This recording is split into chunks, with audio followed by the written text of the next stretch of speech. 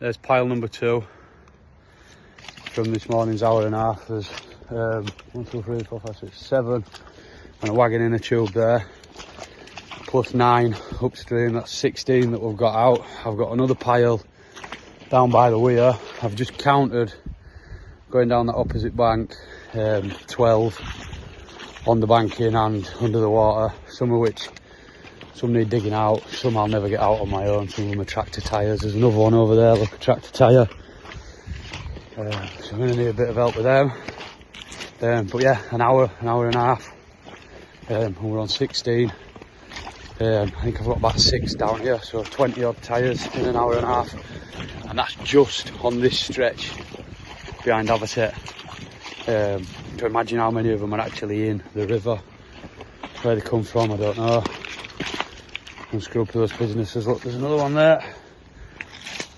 One there, wagon tyre. But they just keep coming. They just keep coming.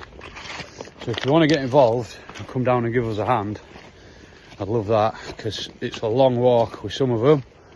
Or potentially we could get, if we know anybody that's got 3 metre lifting gear, we can lift some stuff over the wall to Avocet. I'm sure Avocet will help us out with that. They've been really, really good with this project. They've supplied us with tools, hand sanitizer, gloves, drinking water, recycling facilities.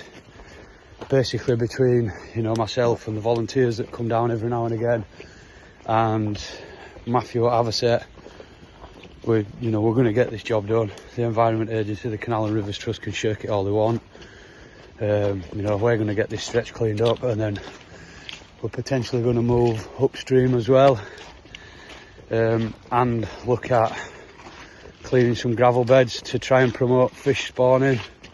We only catch big fish down here. We don't really catch any little fish, which might sound great. It is great when you're catching them, but there's no future in that. If the fish were spawning effectively, we'd have a good head of small fish down here, which I don't believe we have. The EA did agree with myself and a committee member from the club that they were going to come down and do a river habitat survey.